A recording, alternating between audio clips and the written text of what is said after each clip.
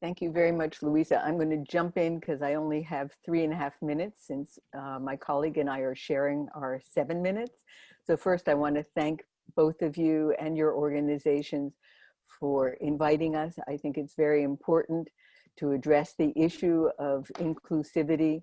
As my colleague Hannes said, we work very well and often together collaboratively. It's estimated by the United Nations that approximately 46% of the increasing older population, defined by the United Nations as 60 years and older, will at some point have a disability. So we definitely collaborate in both our population and our work. What do we know about public space, research on older persons in public space? And the truth is, in talking to my research colleagues, there's very little that we know.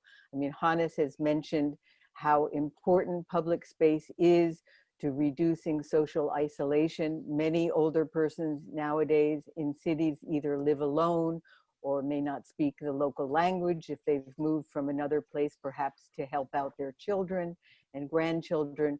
And public space is the one vehicle where they can interact not only with people their age, but also with every age. And we're stressing how important it is to take an intergenerational cross-age perspective. We know that the world is aging. Hannes gave you some figures on disability. Habitat 3 identified global aging as one of the 10 key themes, emerging themes, and yet we hear very little other than when we get the statistics. One in, Hannes mentioned 1 billion people will have a form of disability by 2050. The same is going to be true for older persons. And we tend to think of aging as occurring in the more developed countries, which is not true. By 2050, 1 in 5 will be living in Asia, with double the steep growth in Africa. So what should guide our understanding of the importance and accessibility of public space for older persons? We know that we have to be concerned about safety. Is there poor lighting? Are there no flat paths? If you look at that first picture, this is what Hannes was describing as accessible design. You see that there's a ramp so that if you're pushing a baby carriage, if you're in a wheelchair, or if you're 22 and you're on crutches because you had a skiing accident, you're not required to go up and down to access the public space using the stairs that you see on the left. Transportation, often we don't think about it. How easy is it to take public transportation to get to public spaces? Are they walkable? If they're not, how do you get there? Is the entrance accessible? Many of us have seen public space, as Hannes was saying, increasingly becoming privatized, and you see gates and you see keys that are required for those that can have access. What about comfort? Are there sufficient benches so that people can sit and relax and even chat with each other? Are there water fountains? Is there water available, especially on the hot days? Is there shade?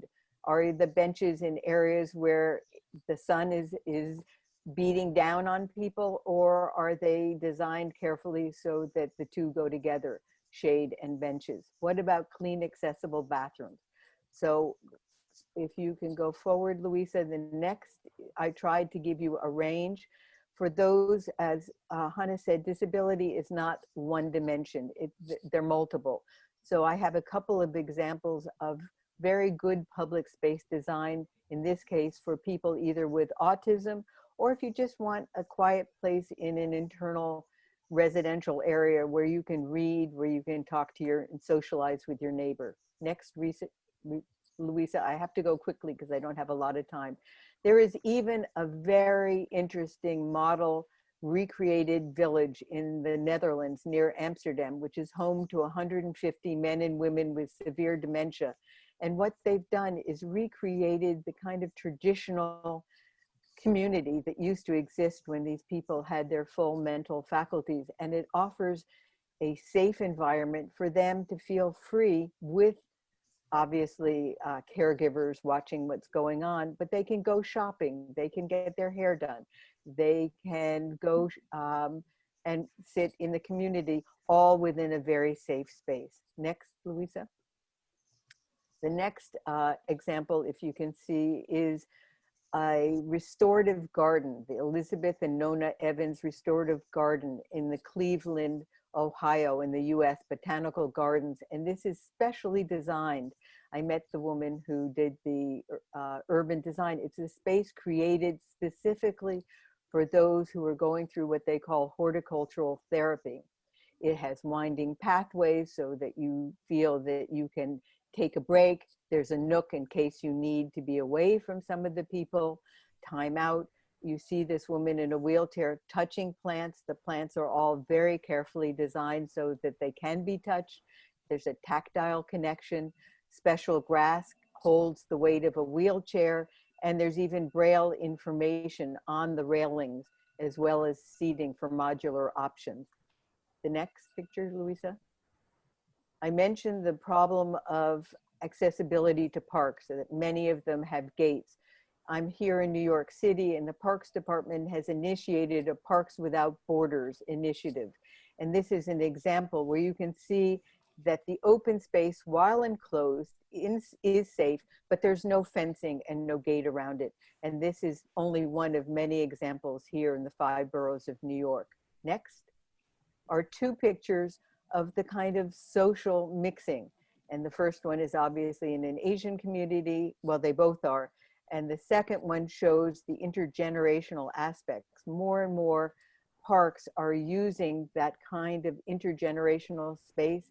And if I had time, I'd tell you about the wonderful architect, Robert Wong, I've gotten to know in Hong Kong, who worked with a nearby older residential space to have a collaborative design. And it was not he as an architect, but the residents who said, we absolutely need to have equipment and space for our grandchildren to play near where we are sitting.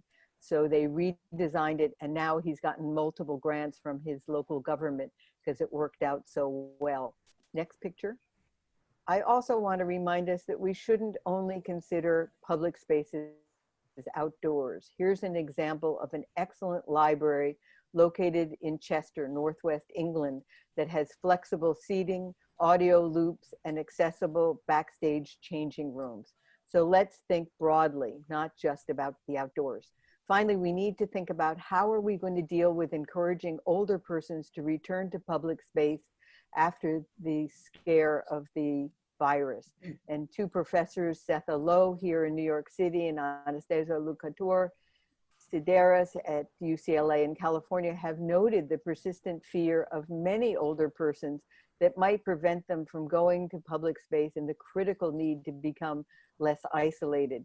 And they offered several quick suggestions. Why not establish early morning hours for senior only at popular parks and beaches or designated areas of the park for their exclusive use? We now have that, at least in New York, with some of the important grocery stores and pharmacies, early hours for seniors only.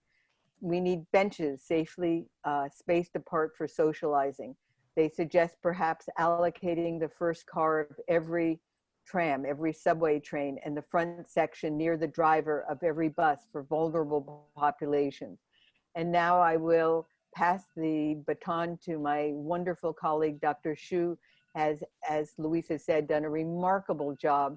She is not only just an epidemiologist and doctor, but what excites me, and I've done a case study, which I hope to release shortly, on her long career, because she epitomizes how one can encourage at every level of government, from the local to the national, in her case, in the whole country of Taiwan, and merge how you introduce healthy aging concepts, which is a World Health Organization initiative, with their other initiative of age-friendly cities and communities.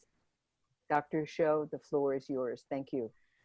Thank you, Katherine, and good day and good evening to everyone.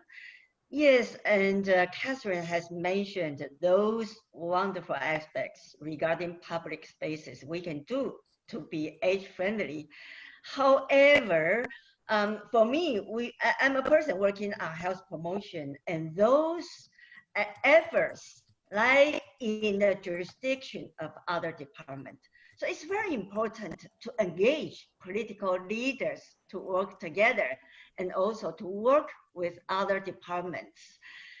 And I've been working on healthy city and healthy community projects for 20 years. So for population aging, I would like to implement the WHO's age-friendly city model in Taiwan.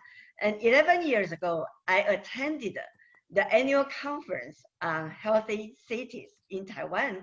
And one mayor complained to me. She saw the other mayors were receiving the awards, but she did not.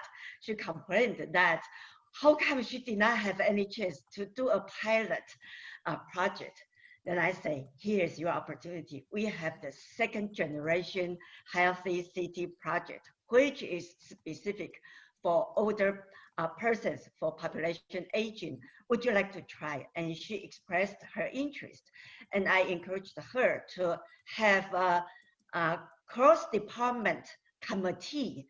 And she planned for the committee meeting, and but then she found that there was some resistance from those departments. They didn't want, they did not know what's age-friendly city, and they worried that that would be something extra to their heavy daily workload. So she invited me to sit in the first meeting, and I encouraged them to express their concern. And for public space, the colleagues said, first, it might be very difficult. Second, where is the budget? And third, they say we have to meet everybody's expectation, not only the older persons or persons with disability. Would that be very upsetting to the other very healthy persons?